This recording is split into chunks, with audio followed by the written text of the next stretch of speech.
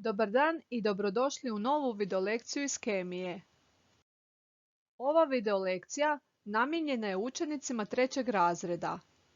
Tema današnje videolekcije su alkeni, izomerija i imenovanje. Moje ime je Adriana Ivandić, a sa mnom je ovu videolekciju pripremila Sanja Žužek. Kako biste što uspješnije pratili današnju videolekciju, pripremite računalo ili tablet, bilježnicu i pribor za pisanje, udžbenik i zbirku zadataka, QR kod čitač i periodni sustav elemenata. Kad ugledate znak za pauzu, zaustavite video uradak kako biste zabilježili bitne informacije i napravili planirane aktivnosti, a zatim nastavite pratiti video sadržaj. Pažljivo pratite video lekciju kako biste mogli odgovoriti na sljedeća pitanja. Što su alkeni? Razlikuju li se članovi homolognog niza alkena i cikloalkena? Kako imenovati alkene i cikloalkene? Što su konstitucijski, a što cis ili transizomeri? Ključni pojmovi s kojima ćemo se susresti tijekom današnje video lekcije su alkeni, cikloalkeni, homologni niz i izomeri. Kako biste što bolje savladali znanje o alkenima, ponovimo gradivo s prethodnih video lekcija. Nakon svakog pitanja, zaustavite video zapis i usmeno odgovorite na postavljeno pitanje. Što su ugljikovodici? To je skupina organskih spojeva čije su molekule građane samo od atoma ugljika i vodika. Kako dijelimo ugljikovodike prema stupnju zasićenosti? Dijelimo ih na zasićene i nezasićene ugljikovodike. Alkeni su ugljikovodici u kojima su jedan ili više parova ugljikovih atoma povezani dvostrukom kovalentnom vezom. To su nezasićeni ugljikovodici jer za razliku od alkana imaju manji broj vodikovih atoma zbog prisutnosti dvostruke kovalentne veze. Sustavni naziv alkena s dva ugljikova atoma je eten. Njegov uobičajeni naziv je etilen. Ako pogledate model molekule etena, možete vidjeti dva ugljikova atoma koja su povezana dvostrukom kovalentnom vezom, a na svaki atom ugljika vežu se još po dva atoma vodika. Molekulska formula etena je C2H4. Nakratko zaustavite video lekciju i u vaše bilježnice zapišite Lewisovu strukturnu formulu etena, njegovu sažetu strukturnu formulu i strukturnu formulu s veznim crticama. Nakon toga ponovno pokrenite video zapis. Alken s tri ugljikova atoma naziva se propen. Njegov uobičajeni naziv je propilen, a njegova molekulska formula je C3H6. Na modelu molekule propena možete vidjeti da su ugljikovi atomi koji su povezani dvostrukom vezom uvijek u istoj ravnini. Nakratko zaustavite video zapis i pogledajte Lewisovu strukturnu formulu propena, njegovu sažetu strukturnu formulu i strukturnu formulu s veznim crticama. Nakon toga ponovno pokrenite video zapis.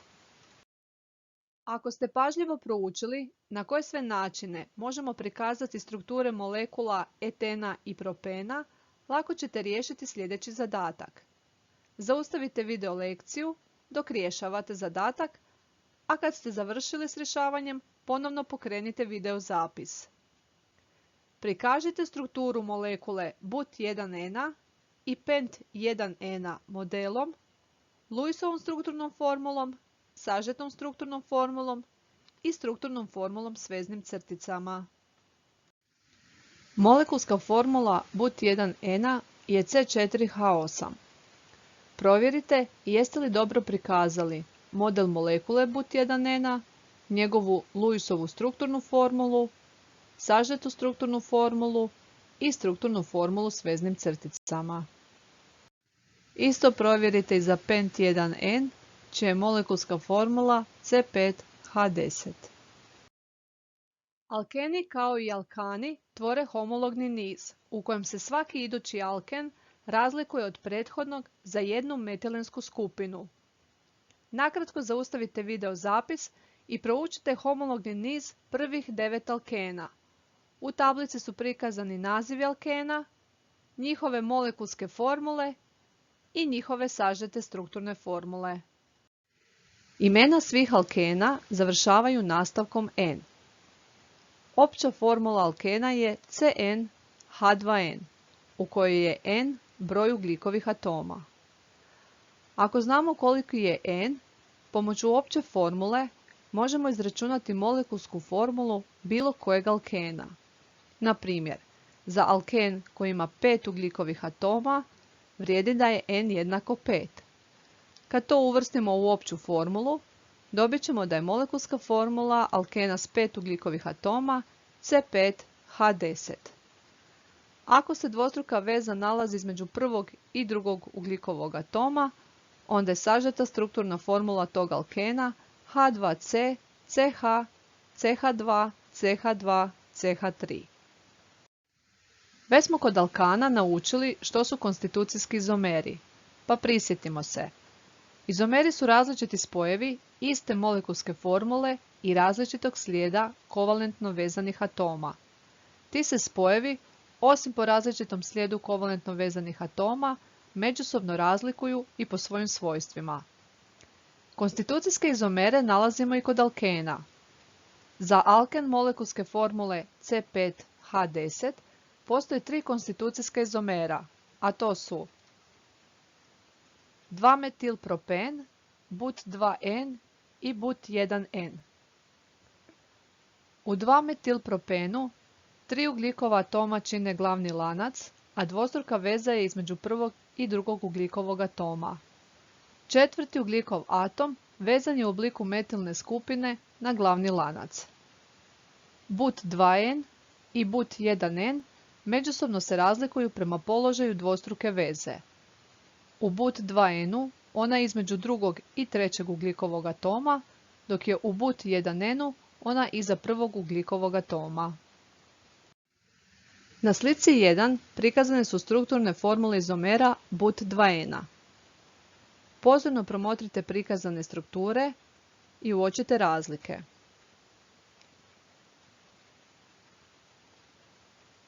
Sigurno ste uočili da ova dva izomera imaju različit prostorni raspored atoma vodika i metilnih skupina vezanih na ugljikove atome povezane dvostrukom kovalentnom vezom. Različit prostorni raspored je zbog toga što oko dvostruke veze nema slobodne vrtnje kao kod jednostruke veze. U prvom primjeru možete vidjeti da se metilne skupine nalaze s iste strane ravnine koja je okomita na ravninu koju čine ugljikovi atomi povezani dvostrukom vezom. Takve izomere nazivamo cis izomeri, pa je naziv prvog izomera cis but-2N. U drugom primjeru metilne skupine su sa suprotnih strana ravnine koja je okomita na ravninu koju čine ugljikovi atomi povezani dvostrukom vezom i takve izomere nazivamo transizomeri. Naziv drugog spoja je prema tome trans-but-2N. Pripadaju li cis-but-2N i trans-but-2N izomeri skupini konstitucijskih izomera? S obzirom da navedeni izomeri imaju isti slijed kovalentno vezanih atoma, to nisu konstitucijski izomeri, nego su to prostorni izomeri. Cis ili transizomeri razlikuju se prostornim razmještajem atoma ili skupina oko atoma ugljika povezanih dvostrukom vezom i takvi se izomeri nazivaju stereoizomeri. Stereoizomeri imaju različita fizikalna svojstva, a međusobno se razlikuju i po stabilnosti. Da bi alken postojao u obliku cis ili transizomera, na svaki atom ugljika koji je povezan dvostrukom vezom trebaju biti vezana dva različita atoma ili skupine atoma. Na slici 2 pogledajte schematski prikaz mogućeg rasporeda atoma ili skupina oko atoma ugljika povezanih dvostrukom vezom. U primjeru A možemo vidjeti nesupstituirani i monosupstituirani alken. U primjeru B disupstituirane alkene i u primjeru C trisupstituirane alkene. Kod disupstituiranih i trisupstituiranih alkena govorimo o cis-trans izomerima. Možete li na temelju sljedećeg prikaza odrediti koji su izomeri stabilniji, cis ili trans? Vjerujem da ste uočili da su cis izomeri manje stabilni zbog odbijanja istovrsnih skupina koje se nalaze s iste strane ravnine. Izomeri su stabilniji što imaju više različitih supstituenata. Tako su trisupstituirani alkeni stabilniji od disupstituiranih. Za imenovanje razgradanih alkena vrijede slična pravila kao i za imenovanje razgradanih alkana. To su pravila koje je predložila Međunarodna unija za čistu i primijenjenu kemiju. Prema tim pravilima, kad imenujemo neki razgradani alken, prvo trebamo pronaći najdulji lanac međusobno povezanih atoma ugljika. Taj najdulji lanac mora obuhvatiti ugljikove atome koji su povezani dvostrukom vezom. Najdulji lanac međusobno povezanih atoma ugljika određuje osnovno ime spoja. Nakratko zaustavite video zapis i pogledajte sažetu strukturnu formulu prikazanog alkena. Pokušajte odrediti najdulji lanac međusobno povezanih atoma ugljika, imajući na umu da prednost u brojanju ugljikovih atoma glavnog lanca ima dvostruka veza, a ne supstituent. Ako ste dobro prebrojili, odredili ste da alken iz našeg primjera ima 7 ugljikovih atoma u glavnom lancu. Nakon što smo odredili koji ugljikovi atomi čine glavni lanac, trebamo odrediti i pravilan smjer brojenja tih atoma. Naime, ugljikove atome glavnog lanca možemo brojati s lijeva na desno ili s desna na lijevo. Pravilan smjer brojanja ugljikovih atoma u glavnom lancu jest onaj u kojem će ugljikovi atomi povezani dvostrukom vezom dobiti što manji broj. U našem primjeru je to s lijeva na desno jer se tada dvostruka veza nalazi između prvog i drugog ugljikovog atoma. U osnovnom imenu spoja broj koji označuje položaj dvostruke veze u molekuli umeće se ispred nastavka N. Prema tome, naziv našeg spoja bez naziva supstituenta je hept-1-N. Sljedeći korak u imenovanju je da odredimo i imenujemo supstituente. U našem primjeru imamo samo jedan supstituent koji je vezan na treći ugljikov atom.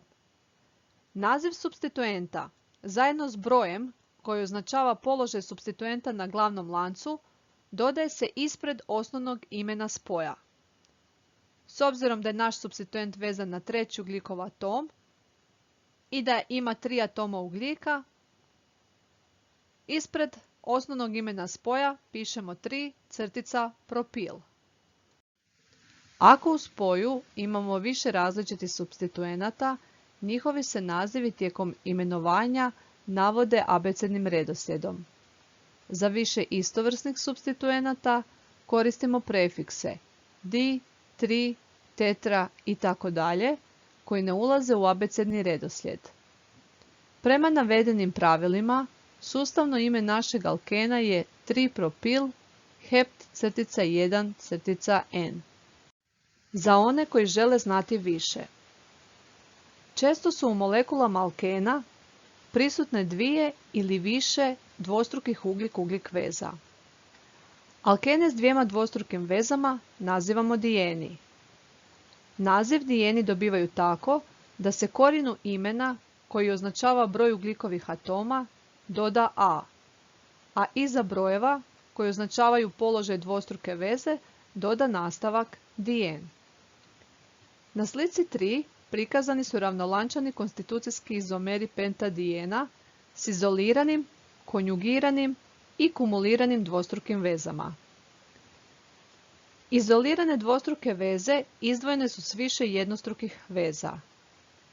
Konjugirane dvostruke veze odvojene su s jednom jednostrukom kovalentnom vezom, a kumulirane dvostruke veze nalaze se jedne do drugih. Tehnički su vrlo važni alkeni koji imaju konjugirane dvostruke veze. Na primjer, butadijen i izopren su tehnički vrlo važni zbog mogućnosti polimerizacije, što je važno u proizvodnji sintetskog kaučuka i polimernih materijala. Još jedan poznati alken s konjugiranim dvostrukim vezama je beta-karoten. To je biljni pigment koji daje boju mrkvi. Cikloalkeni su nezasićeni ugljikovodici čije su strukture prstenaste. Pogledajte strukturne formule prikazane veznim crticama ciklopropena, ciklobutena, ciklopentena i cikloheksena. Vjerovatno ste primijetili da u nazivu ovih cikloalkena nismo brojkom naznačili položaj dvostruke veze. To je zato što numeriranje ugljikovih atoma u prstenu uvijek kreće od onih ugljikovih atoma koji su povezani dvostrukom vezom. Oni se numeriraju jedan za drugim. Ako je na prsten vezan supstituent, numeriranje ide tako da taj supstituent dobije što niži broj, ali numeriranje opet kreće od ugljikovih atoma povezanih dvostrukom kovalentnom vezom. Sva imena cikloalkena završavaju nastavkom N. Opća formula cikloalkena je CN H2N-2 u kojoj je N broj ugljikovih atoma. Pomoću opće formule možemo izračunati molekulsku formulu bilo kojeg cikloalkena ako znamo koliki je broj ugljikovih atoma. Na primjer, za cikloalken koji ima 6 ugljikovih atoma vrijedi da je N jednako 6. Kad to uvrstimo u opću formulu, dobit ćemo da je molekulska formula cikloalkena sa 6 ugljikovih atoma C6H10. I za kraj, kako biste utvrdili znanje stečeno tijekom današnje video lekcije, odgovorite na pitanja koja su postavljena na početku. Riješite zadatke iz svojeg udžbenika i zbirke zadataka. Riješite i zadatke koje možete pronaći prateći sljedeće poveznice ili skenirajući QR kodove pomoću QR kod čitača. Hvala na pozornosti i što ste i danas učili sa nama. Do sljedećeg susreta, srdačan pozdrav!